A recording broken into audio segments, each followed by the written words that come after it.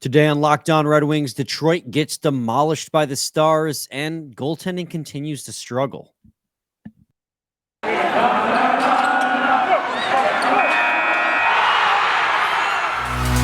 You're Locked On Red Wings, your daily podcast on the Detroit Red Wings, part of the Locked On Podcast Network, your team every day.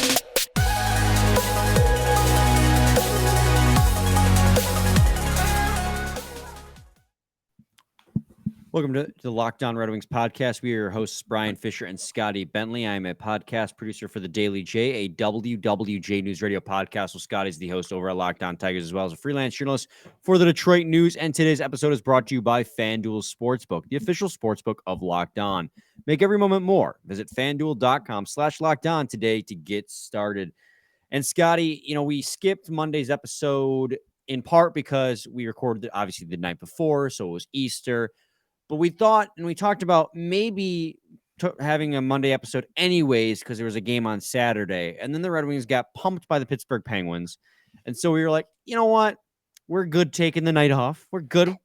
And now I'm starting to wonder if we took the wrong night off. Because the Red Wings go out on Monday night and get absolutely pumped by the Dallas Stars in like a very similar fashion to the game against the Pittsburgh Penguins. And it is incredibly frustrating. But before we get into that, I was going to throw it to you there, but I need a tease. We are going to announce the details on the Robby Fabbri stick giveaway at the end of the episode, so stay tuned. It's going to be at the very end of the episode. We'll announce the Robby Fabbri stick giveaway details, so stay tuned. Anyway, Scotty, back to what I was saying. Both of these games are very similar in the way they felt like they played out. And, in your opinion, what do you think were the trends there, man? There's one trend over the last two games, and it's really, really brutal goaltending. And I know that we talk all the time about goalie apologists and all that, but there's zero excuse for how the goaltending. I mean, certainly in this game, right? Like if we're really highlighting just on the Stars game too, I mean that. The first 23 minutes of this hockey game was some of the worst goaltending you'll see at the NHL level. It was brutal on fan appreciation night Of all nights, Come seriously. on. Well, Come on, we appreciate the fans so much. We're gonna lose 6-1. Yeah, not good. And the main catalyst for this ugly game was really, really, really brutal goaltending. Man, you can go back further than that. Like even the Buffalo game, which I know they lost in a shootout, but that was brutal too. And again, we are the goalie apologists. Like we oftentimes try to take off some of the blame from Ville Husso and Nedeljkovic and Magnus Hellberg and put it on the team's defense. And again, the defense was butter. Like you could just skate right through it. It was so easy. Yeah. But there were 3 or 4 goals between the two goalies that were they should have had that, and they didn't. I'm not talking about the deflection. I'm not talking about the Jamie Benn Butt goal, but just like shots from the point as soon as they're crossing the line that find a way all the way through, and he just loses it through traffic. You got to get that. It is becoming abundantly clear, Scotty, that, and I've been really wanting to hold off on having this take because it goes against everything that we said in the first half of the season. But the way that Ville Husso's season has mirrored Alex Nedeljkovic's season from last year is incredible. The first half of last year, both Nedeljkovic and Ville Husso were god tier. Like they were so good. And at one point last year, we were saying Nedeljkovic deserved to be in the Calder conversation. I did a whole episode basically dedicated to Ville Husso after he shut out the Nashville Predators early in the season about how good he is. 2 separate years in a row, I feel as if, and I don't know where you stand on this, but 2 separate years in a row, I have felt as if the Red Wings had a temporary solution, at least a temporary solution in that until Sebastian Cosso is ready. And by the end of the season, I'm unsure because Ville Husso has completely fallen apart in the second half of the year. I know he had that shutout against Montreal Canadiens just a few nights ago, but that was an AHL caliber team that had put up 24 shots on him. He hasn't had, and I know he missed time through the injury, but in his last 1, 2, 3, 4, 5, 6 games, he's only had one game where he was above a .900 save percentage, and that was that shutout game against Montreal. And that, of course, that dates back to 3-14, and there was that time he was injured. But this entire second half of the season, his play has taken like a significant step down, it feels like ever since the middle of February. It's especially been kind of really rough, and his total numbers for the season has reflected that. And of course, Nedeljkovic and Hellberg haven't been a solution either. It's becoming abundantly clear that the Red Wings, even after how excited we were, 2 back-to-back off seasons over these savvy-looking trades, it's becoming abundantly clear that the Red Wings have yet to figure out their goaltending situation, or at least figure out how to support their goaltending situation. Yeah, I would say that the latter is probably more where I stand on it. Just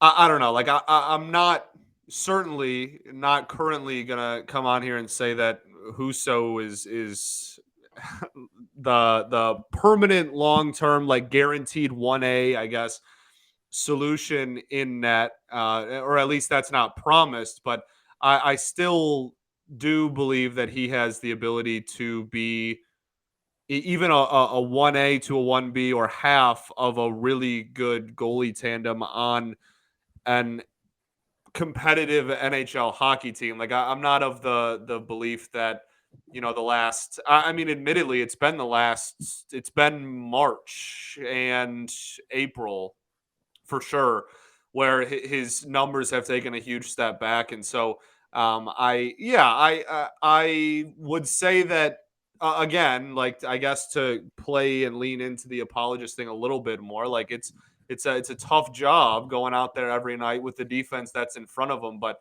at the same time, I certainly.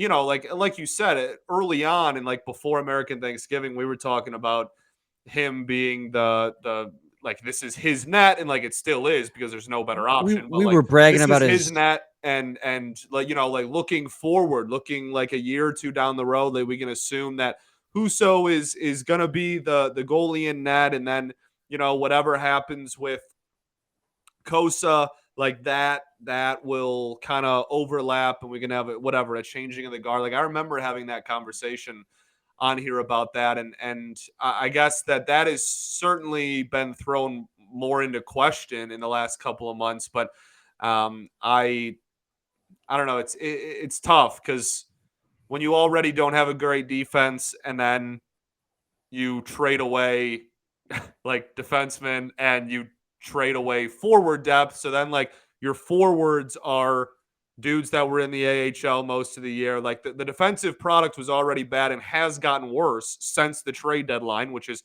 about then. But at the same time, I'm not trying to come on here and say that he's been great despite that either. So I actually really quickly, I do want to hear what you have to say about a big picture, but if you want to go month by month, like there's really fascinating. You can look up his save percentage in each individual month, right? So October 926. Yeah, okay? at the beginning of the Freaking out. season, we were talking about how his goals saved above expected were among the best of the league. Like we did crossovers where we were bragging about Ville Husso, and it's just a completely different story. Go ahead, Correct. continue. Yeah, so 926 in October, 904 in November, 901 in December, 884 in January, February a 913 in 10 games, which is like the highest amount of games played he played in a single month all season. So not like a small sample size either. Back 913 in February. March is an 867, and April in just 3 games, granted. So it's not taking into account this game against the Stars even yet, which isn't going to help it. Yeah, 875. Yeah. And March was 7 games due to a little bit of the injury too, but 7 isn't a small amount. So yeah, and so what's funny, so obviously the February stands out as a really impressive one. Well, that's when the Red Wings went on that 6-game win streak, and he was in net for I think the bulk majority of those games. Almost all of them. Yeah, I think so. 4, it looks like, based on, I'm looking at his hockey reference here, 4 of those 6 games in that winning streak, he was in net for. Yeah. So, and the first one, and he was in net for the Seattle loss, but then the 2 games after that, he was in net for as well in the wins to Washington and the Rangers. So it's really a chicken and an egg situation, Scotty, where Ville Husso's bad when the team is bad, and Ville Husso's good when the team is good, and you start to wonder, like, who's more responsible for what. In reality, it's a bit of everything, right? Everyone's good together at the same time and bad together at the same time. I mean, obviously goalies can have good games and teams can have good games, and vice versa can be true as well. But Post like, All-Star break, he's 898. yes, it's been night and day. He's been so streaky throughout the year. I remember we were talking in November, he was having a rough patch too. So it's just, I wanted to talk about it because I definitely wanted to address the elephant in the room that he has unfortunately been not the guy we thought he was at the beginning of the year. And we stayed patient with Nedeljkovic, so I feel like it's only fair to stay patient with Ville Husso. Obviously, he's got a couple more years on his contract, so we're going to see him regardless. Yeah, well, I think the biggest thing is for me. I guess we can go to break if you want to do that, and we can get to it on the other side. But like big picture, I'm more worried about goalie as a whole than I am Husso individually. I guess I can explain more after, but like I don't know. It's weird where I sit. Yeah, I mean, I think the thumbnail on this one is just going to be "We were wrong," or "I was wrong." I won't say you. I won't lump you in. I know you. No, I mean that's fine. I don't want to speak for you. Well, I don't know. I still I don't know. That seems like a very finite, like guaranteed thing that I don't think is like completely closed yet. That's all. Yeah, I understand. Got to tell you guys today about FanDuel. Grand slams, no hitters, and double plays are back, and there's no better place to get in on the MLB action than FanDuel, America's #1 sportsbook. That's because right now, new customers can step up to the plate with a no sweat first bet up to $1,000. Just go to fanduel.com/lockdown to sign up, place your first bet, and get up to $1,000 back in bonus bets if you don't win. So don't miss your chance to get a no sweat first bet up to $1,000 when you bet FanDuel today. Just go to fanduel.com/lockdown. FanDuel, official partner of Major League Baseball. Segment 2, Locked On Red Wings podcast. Scotty and I are talking about the 6-1 loss. That was rough. It was really, really rough. Yeah, dude. It was a heavy sigh too. Great. You had one more thought you wanted to kind of say. It sounded like on Yeah. the goaltending situation, but there is one more glaring issue that I think occurred in this game that I think we need to address, but also something that we've addressed 1,000 times before, so we don't have to beat the dead horse. Not new, but yes, I agree with that. We'll get to that. I guess my last point is just that I'm much more I don't excited isn't the right word, but I'm much more pressed to see what is going to be addressed with the other goaltender than I am like worried about the future of Husso specifically. Like I again, I still maintain the belief that with a decent defense, he can start 40 games and be a really good goaltender on a good hockey team. I maintain that belief even with the second half that he's had. My thing is, it doesn't matter how good Ville Husso is if we don't have someone else who can play goaltender at the NHL level next season. So, like, when looking at the offseason and looking at what needs to be addressed, yeah, goalie absolutely does need to be addressed. It really is just a question of ask yourself, does it need to be addressed because they need 2 new goalies, or does it need to be addressed because they need 1 new goalie? And I still stand on the side of they just need to bring one good and like I guess maybe I don't know, maybe you look less in like the backup role and look more for like a 50-50 split type of goalie. I don't know. That's really a conversation, like a deep philosophical conversation we can talk to in the offseason. But the fact of the matter is, Husso has certainly taken a step back production-wise since the All-Star break and especially since the trade deadline. And here we are after a really, really brutal game in net on Monday. Yeah, absolutely. And another problem too, just like the game against the Pittsburgh Penguins, this game tonight or Monday night, rather, by the time people are listening to this, against the Dallas Stars, I thought the Red Wings came out really strong. I was impressed. And on Saturday, there were 2 separate times I was about to compliment the Red Wings via tweet. And as I was typing it, they got scored on because I thought That's in crazy. both those games, the Red Wings came out very strong and applied a lot of pressure, forced turnovers, and couldn't finish. And then the other team came down the ice and immediately scored because the goaltending and the defense, the team defensively, is brutal. And offensively, and here's my point, they lack a finisher. They lack an elite winger that can score goals. They lack an elite center who can score goals. They need that guy, and they don't have it. And I know this team is so banged up, but even 100% healthy, this team doesn't have that. And this is something we've harped on time and time again. This game and this game against the Pittsburgh Penguins that happened on Saturday is like an amalgamation of their biggest flaws Nice amplified tenfold. Thank you. I'm not a writer. But the lack of finishing skill in this game against the Dallas Stars. So the first period, they had a ton of opportunities. The other team would come down the ice then immediately after their failed opportunities and score. Second period, complete domination by the Dallas Stars. Third period, I thought the Red Wings played really well in the third. I thought they were very aggressive despite being down 6-1. I thought the Red Wings applied a ton of pressure and they got the puck so many times wide open in the slot and could not bury the puck.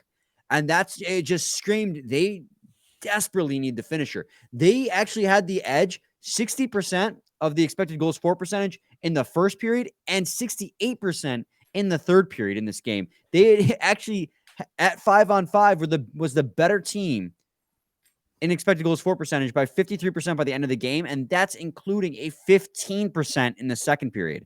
That's how well they played in the first and the third, that they were so utterly dominated in the second period, yet they still had the edge at the end of the game. But all of that resulted in one goal because they do not have a goal scorer. Yeah, I mean, that's something we've talked about at length this season and has certainly reared its ugly head in not only this game, not only on Saturday's game, but honestly time and time again, over and over and over. I think there's a legitimate argument that it is the biggest need going into the offseason. You know, like we talk about the defense, we talk about the lack of goaltending, especially compared to what we thought we were going to get early on. But I think there is a legitimate argument that the biggest hole that this team still has is a top end goal scorer. Like that is something that I love Dylan Larkin to death, and he's the captain of my hockey team, hopefully for the next decade. But he cannot be your leading goal scorer if you want to compete for a cup. I think that's pretty clear-ish. Yeah. You know what I mean? Like, oh yeah, point leader is different. If you get in somebody that only score, pure goal scorer, isn't going to get too many primaries or anything like that, and you still think Larkin can put up a mid 80, even like whatever, flow with a 90-point season with a good roster, then like that's fine, and I don't disagree with that necessarily. But I'm not sure you can ask for too much more than like a 30 or 35 goal season for Larkin, and if that's especially the only person that's like eclipsing the 30 goal mark for your hockey team, like that's just not going to be enough to get over the edge there. Yeah, like this is no disrespect to Dylan Larkin. He's been great. This is the best season he's ever had. He is 1 point away. He's still a point per game after a secondary assist in this game. And he is 1 point away from being the first Red Wing player to hit 80 points. Yeah, since Z, right? Since Zetterberg, and I think they said 2011 on the Bally Sports broadcast. Like that is, guys, that's how good Dylan Larkin is. He's the best player the Red Wings have had since literally the last captain, Henrik Zetterberg, over a decade ago. Like obviously Zetterberg was captain way longer than that, but since Zetterberg's most recent productive season of 80 points in that year, the last time the Red Wings were any good. So Dylan Larkin's a phenomenal player, but like you said, Scotty, and you hit the nail on the head, you need that guy who can put the puck in the back of the net more than him. You need a 40 goal scorer. If Dylan Larkin hits 80 points this season or hits a point per game by season end, that's great. But look at the league this year. How many 100-point players did they say were in the league this year? 100 or no, 100. 6? Sorry, 100 points was on my head. But But like they said, like something like 6, maybe more than that, and there could be 3 more by the end of the season. That's a lot. And I know scoring is up this year, so it's insane. Like just guys are getting 100 points left and right. But Jason Robertson, speak of 100-point players. the What up? Edmonton, I know the Edmonton Oilers have McDavid and Draisaitl, and that's like a near guarantee. But they also have Ryan Nugent-Hopkins hit 100 points this year. The Yeah, Edmonton Oilers have 3. They have a line. They could make a line out of 100-point players. Yeah. And then David Pastrnak hit 100. And I mean, like, I know I'm listing some of the best players in the hockey game, in the game of hockey, but like the Red Wings need one of those guys. They need a game changer with 5 draft picks in the top 50. And I was talking to Mike and Kenny over at the radio station today, and like they're all aboard like acquiring Johnny Gaudreau because Columbus is just, and obviously that's like that would be a whole conversation. And honestly, we could do a whole episode on that in the offseason, which I'm starting to think maybe it could be a good idea to bring Kenny on for that because he's all aboard on that. Columbus is his second team, and they're paying him Gaudreau $9 million, an elite scoring winger on a crappy team. I still don't know why he went there, but 5 picks in the top 50, use that assets to leverage it to go out and get a young, talented goal scorer. The problem is I don't know if the market's there for it this year like it was last offseason. I mean, you saw all the big names that moved. The free agent market's garbage this year. Last year was amazing. You saw Johnny Gaudreau moved. Kachuk was traded. DeBrincat was traded. I don't think it's there this year. I feel like you missed that window, but you got to try and make something happen with 5 picks in the top 50. And then, of course, you have picks in the following years to leverage. But something's got to change. And I know this team, again, is banged up. So maybe they score some more goals if they're 100% healthy, but they still don't make the playoffs without that kind of guy. Yeah. They, they could probably, they got better in other areas. They could probably be a 16 seed without it. But like, I agree with you. If they want to make a legitimate run and be a solidified playoff team and kind of get over that hump to be a true contender, then I completely agree with you. I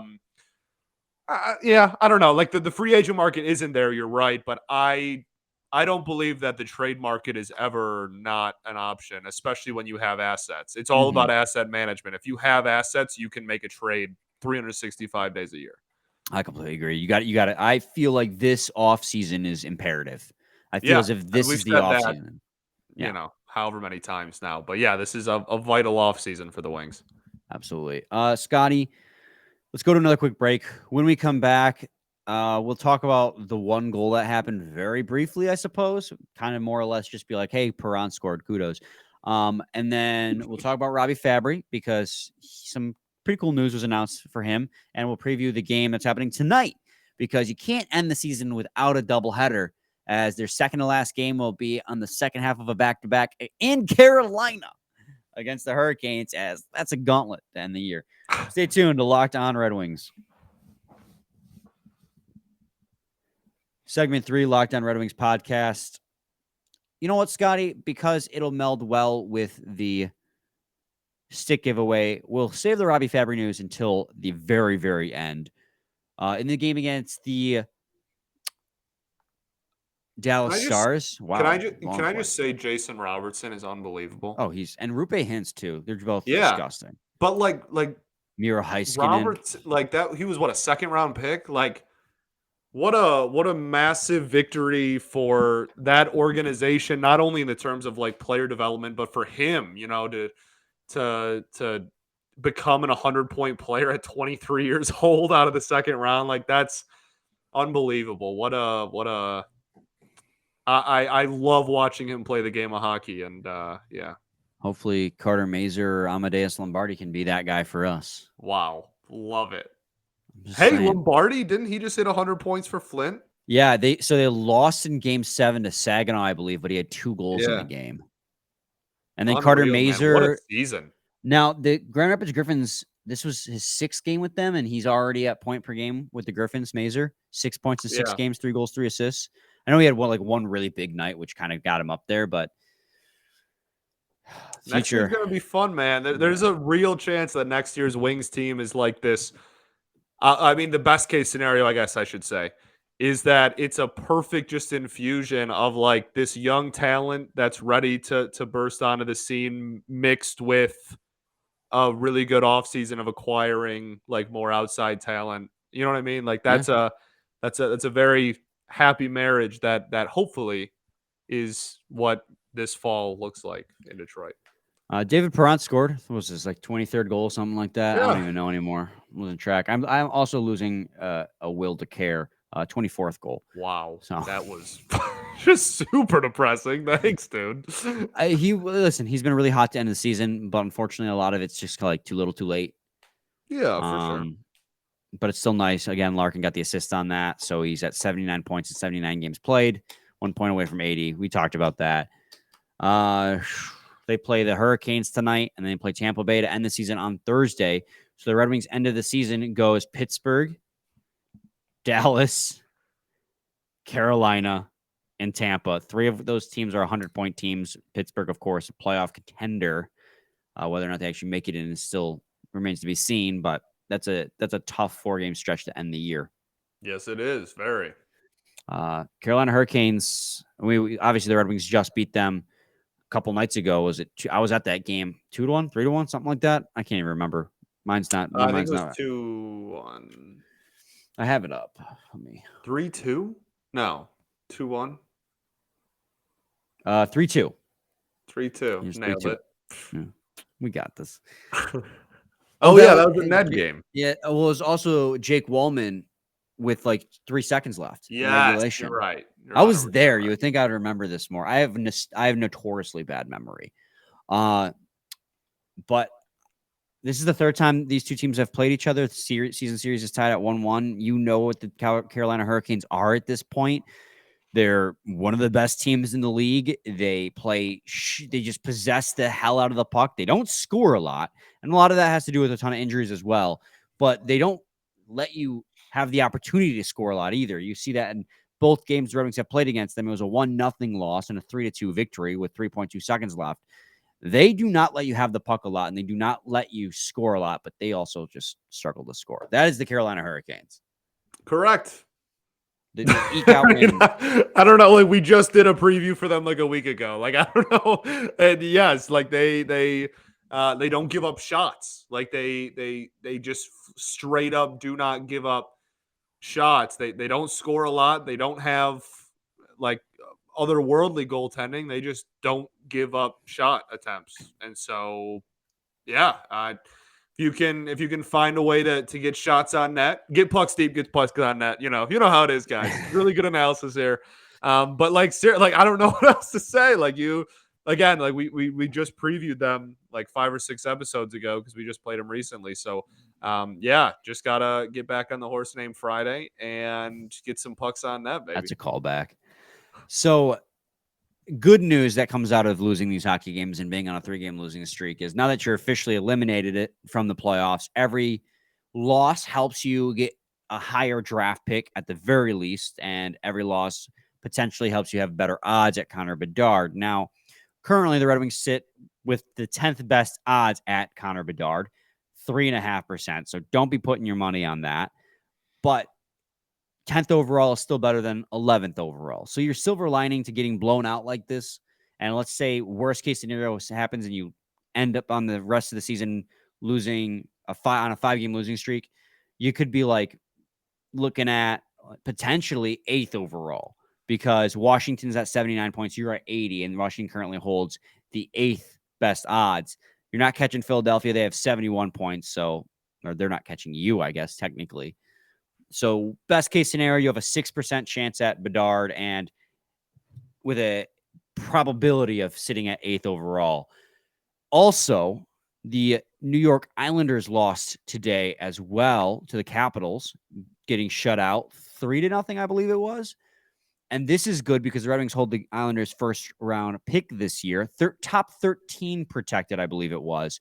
So best case scenario, because the Islanders no longer control their destiny with that loss, the Islanders miss the playoffs, and you can get somewhere between the 14th and the 15th overall pick. And that is the best case scenario. Yeah, you got to put right in that window. Yeah. I think it was top 13 protected. The best case scenario is they just barely miss the playoffs, and they don't get the option of sliding it to 2024. Right. Correct. Yeah. So you got that going for you, which is nice. Agreed. All right, Scotty, do you want to announce the Robby Fabbri stick giveaway? I've had this stick in my background since the Carolina game on March 30th, so like 10 whole days. Been a while, yeah. Yeah, well, in the corner of Brian's screen there, if you're watching on YouTube, there you go. He's got it up close. It's a Robby Fabbri stick. So we'll be giving that away. Yeah, you kind of see the Fabbri thing on there. Oh, that's the wall.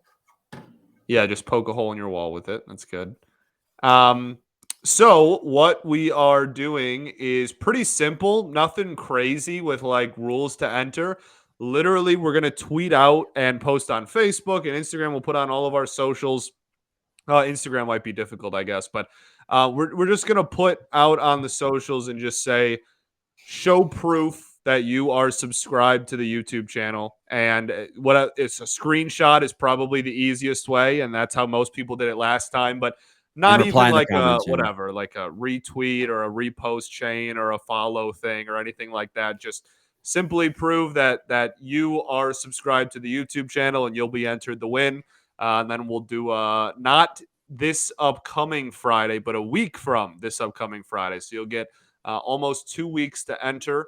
And then on that episode, we will announce the winner. This won't be the last time we talk about it either. I'm sure we'll remind you all at the end of pretty much every episode from now until we do the drawing. But yeah, you'll be entered that way. Just a simple proof of showing that you're subbed to the YouTube, and you'll be part of a chance to win a Robby Fabbri stick. So that is Friday the 21st is the deadline. And yeah, that'll be, well, really, if we're gonna announce it on Friday the 21st, really it's Thursday the 20th is your last chance. Right, yeah, we have to record the night before. Right. So the winner will be chosen the evening of Thursday. Yeah, so get in by then. Yes. And yeah, this is the first stick. I believe this one's not even busted at all. So like our previous two sticks, the Nemesnikov stick and the Kubalik stick, they were both broken, but this one is actually in playable condition. So if any of you mad lads out there want to use the hockey stick in your men's league games, you can go ahead. You are turning your head away from the mic. We're getting like every other word for whatever you just said. So this stick is not broken, and if any mad lad wants to try and play with it, they can. He uses actually, it's a true. It's a true. I've never used true myself. So I don't actually know where any of the stats are listed on this. Hashtag fake fan. Anyways, it's a lefty. It's a hockey stick. It's not broken, or you can just simply collect it. That's what I would do. Yeah. So it'll be cool. There you go. Yours for free if you just join the drawing and win.